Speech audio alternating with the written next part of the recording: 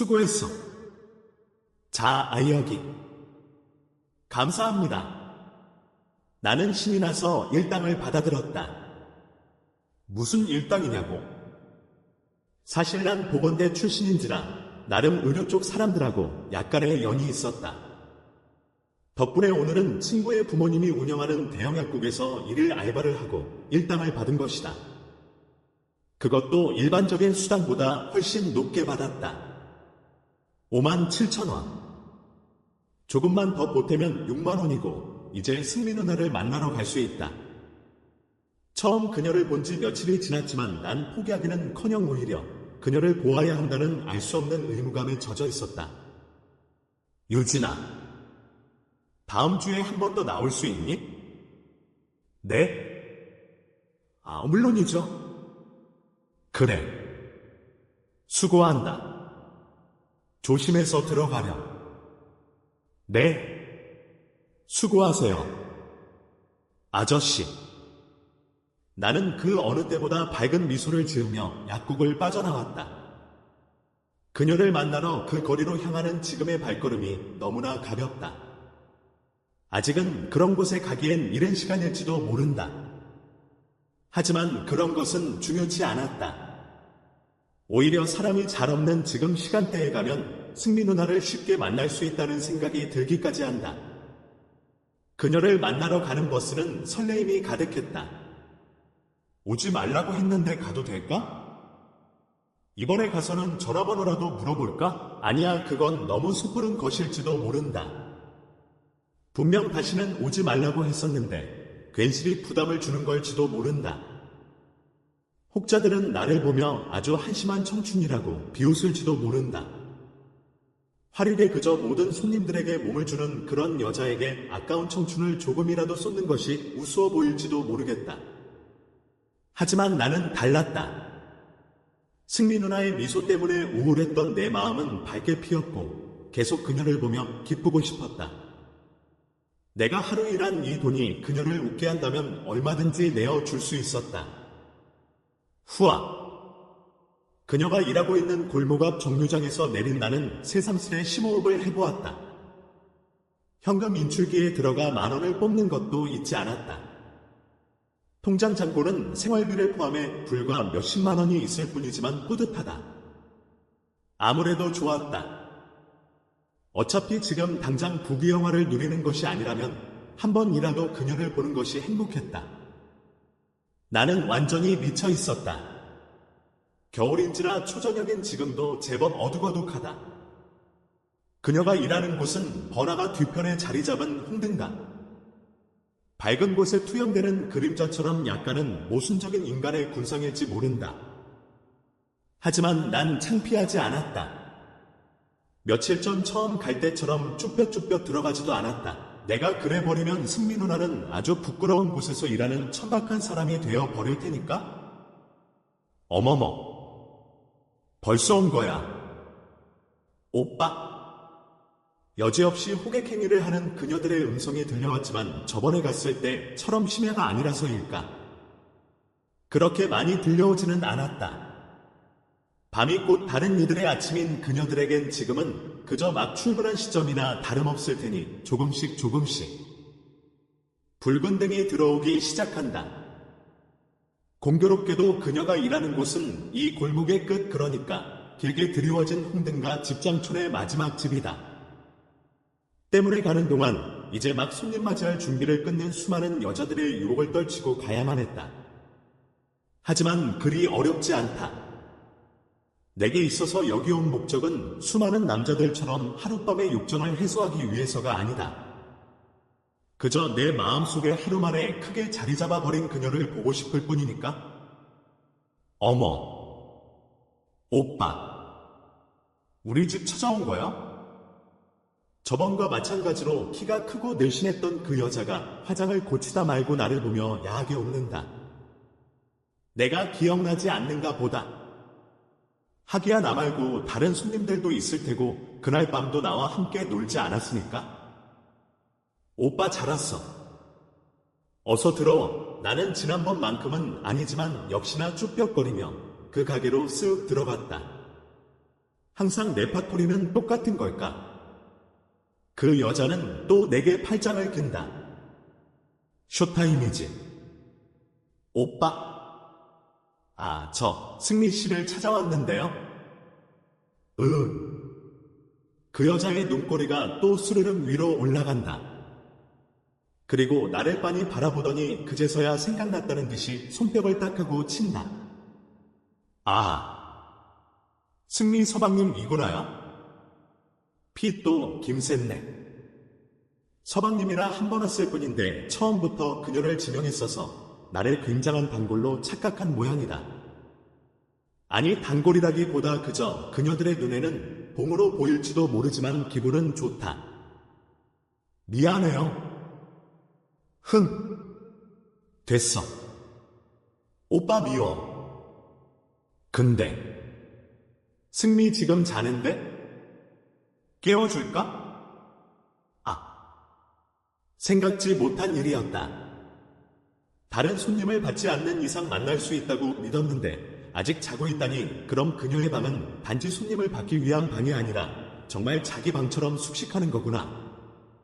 그럼 오빠가 그냥 가서 숨릴게요. 알았지? 네? 뭐 이었대? 단골이면 그 정도는 괜찮아. 자, 이리 와. 키가 큰 그녀가 나를 잡아 이끌더니 이내 그녀의 방까지 바래다 준다. 낯이 있다. 한 번 왔을 뿐이지만 그녀의 방은 정말 자주 왔던 사람의 방처럼 낯이 익었다. 나를 바래다 준 그녀가 다시 계단으로 요염하게 올라가는 것을 보며 방문을 두드렸지만 방 안에선 아무런 대답도 들려오지 않았다. 문을 열자 특유의 붉은 조명이 눈에 들어왔다. 그리고 침대 위에 아주 곤히 누워있는 그녀의 실루엣이 보인다. 순간 나도 모르게 가슴이 뛴다. 왜일까?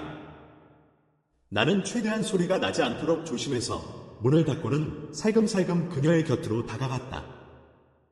왠진 모르지만 은연중에 그녀의 자고 있는 모습을 보고 싶어서였겠지.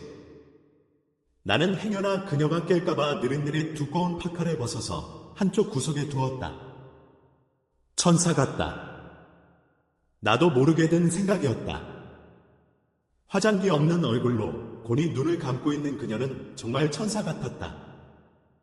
속옷만 입고 자는 것인지 이불 밖으로 나온 다리는 허벅지까지 훤히 보인다. 위로 틀어올렸던 머리칼은 아무렇게나 헝클어져 있었지만 머릿결이 좋기 때문인지 그마저도 너무나 이뻐 보인다. 나도 모르게 그녀의 머리결에 손을 대었을 때 누나는 조금씩 뒤척이고 있었다. 그 바람에 머리결에 가려져 있던 그녀의 붉은 입술이 보인다. 나도 모르게 침을 꿀꺽하고 삼켰다. 오므린 그 앙증맞은 입술이 마치 입을 맞춰달라며 내게 조르는 것만 같았다. 내 심장 뛰는 소리가 내 귓가에 들릴 지경이었다. 나는 나도 모르게 자석에 이끌리듯 그녀의 입술에 내 입술을 살짝 포개어 보았다. 달콤했다. 상큼한 체리에 입술을 대고 있는 것처럼 조금만 입술을 움직이면 내 입안에서 스르르 녹아 버릴 것만 같았다. 나는 심장이 멎는 착각을 느꼈다. 나와 누나의 입술이 닿은 채로 그녀의 목소리에 나는 푹 숙였던 고개를 들었다. 그와 동시에 25분이 되었음을 알리는 차임벨이 울렸고 안 오라고는 안 할게. 그치만 나는 나도 모르게 침을 꿀꺽 삼켰다. 다음에 나올 그녀의 대사가 무엇일까 내심 긴장했다. 여기에 너무 빠져서 자주 오지는 마, 네가. 다른 손님 같지 않고 귀여워서 하는 말이야. 그녀는 욕실로 향하는 것인지 수건과 세면도구를 챙기고 있었다. 나는 웃었다. 그것이면 좋겠기 때문이다. 내가 다른 손님들과 다르다면, 내가 오는 것이 싫지 않고 기쁘다면 이렇게 혼자 병신 같은 짝사랑을 한다 해도 행복할 것만 같았다. 그날은 눈이 너무 많이 내렸다. 군대를 다녀온 사람은 안다.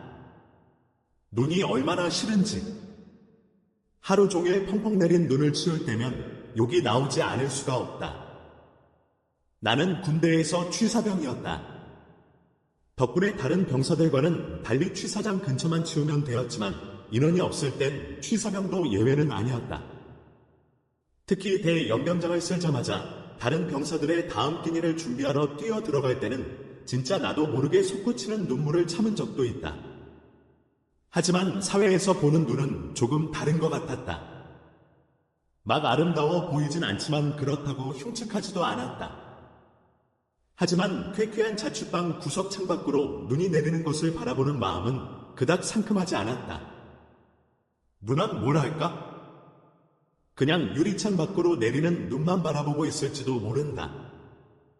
내가 만약 그런 장소가 아닌 곳에서 누나를 알게 되었다면, 눈이 온다면 문자를 보냈을지도 모르겠다. 승미 누나의 얼굴을 떠올려 보았다. 어깨까지 오는 머리를 잘 틀어 올리면 하얀 목선이 이쁘다. 게다가 흰 피부 위에 까만 눈동자 그리고 날렵한 콧선과 빨간 입술까지 어느 남자가 봐도 말을 붙여보고 싶을 정도로 그녀는 이쁘고 섹시했다. 아주 슬프지만 맞는 말이다.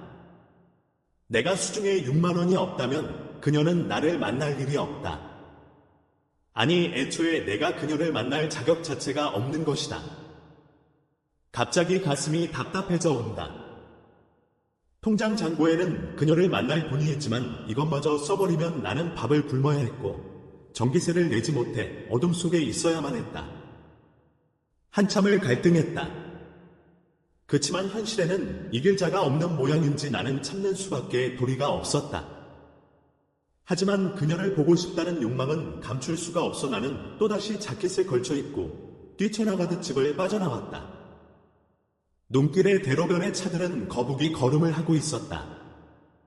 때문에 조금만 기어들어도 짜증 섞인 클락션 소리가 울려 퍼진다. 이럴 때는 버스 타는 게 오히려 답답하다. 나는 사박사박거리는 눈의 감촉을 느끼며 계속해서 걸었다.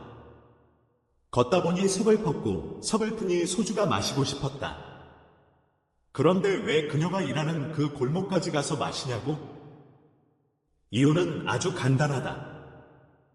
우연이라도 그녀를 만날지도 모른다는 바보 같고 한심한 그놈의 희망 때문이다. 소주 하나 주세요.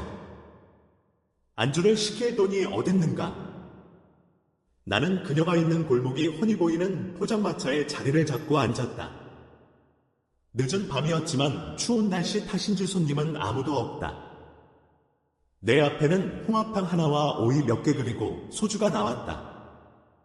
네가 다른 손님 같지 않고 귀여워서 하는 말이야.